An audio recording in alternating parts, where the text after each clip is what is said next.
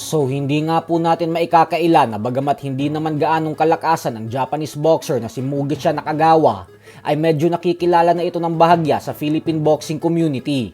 Ito po ay nang dahil sa mga naging banat niya at paghahamon sa angas ng Pinas General Casimero at pagtalo niya via third round technical knockout sa former undefeated Pinoy boxer na si Lemuel De Barbo nitong nakalipas na linggo lamang.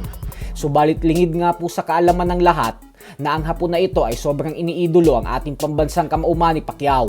At ang patunay dyan ay dahil nagpatato pa ito ng pangalan ni Pacquiao sa kanyang braso. At ang matindi pa dyan ay nagkaroon siya ng pagkakataon na ipakita ng personal kay Pacquiao ang tattoo na ito. Isang patunay lamang ito kung gaano katindi ang kanyang paghanga sa nag-iisang 8th Division champion ng boxing.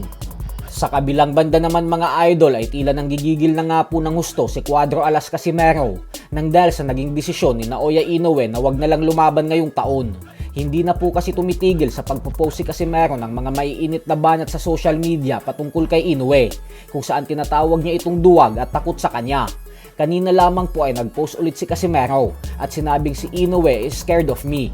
Alam nyo naman daw kung bakit natatakot ng gusto sa kanya si Inoue at yan ay nang dahil sa naging tagumpay niya laban kay Luis Neri.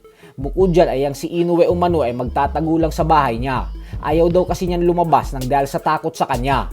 Pero ganun pa man ay ang paalala niya umano kay Inoue ay pwede itong tumakbo at umiwas. Pero hindi daw ito makakapagtago habang buhay. Kaya ibig sabihin yan ay magtatagpo at magkukrus pa rin ang kanilang mga landas balang araw.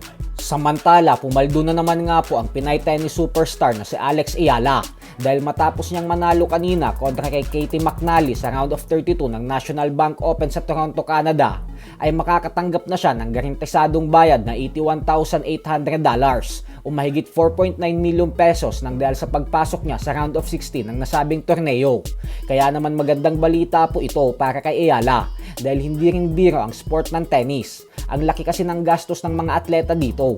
Ika nga nila ay pangmayaman lang ang sport na ito. Kaya sa mga ganitong klaseng torneo ay makakabawi sila ng mga gastos nila kapag nagtatagumpay sila. Sa ibang balita naman mga idol ay tutungo na nga po sa bansang Australia ang former Unified Super Bantamweight World Champion na si Marlon Tapales para sa kanyang pagbabalik sa ibabaw ng lona kung saan makakasagupa niya ang Thai boxer na si Pon Pitak. May record na 33 wins with 23 knockouts and 26 losses. Ito po ang magsisilbing unang laban ni Tapales sa featherweight division at ang kanyang pagbabalik matapos ang hindi inaasahang pagkatalo sa kamay ng heavy underdog na si Yukinori Oguni noong buwan ng Abril lamang sa bansang Japan.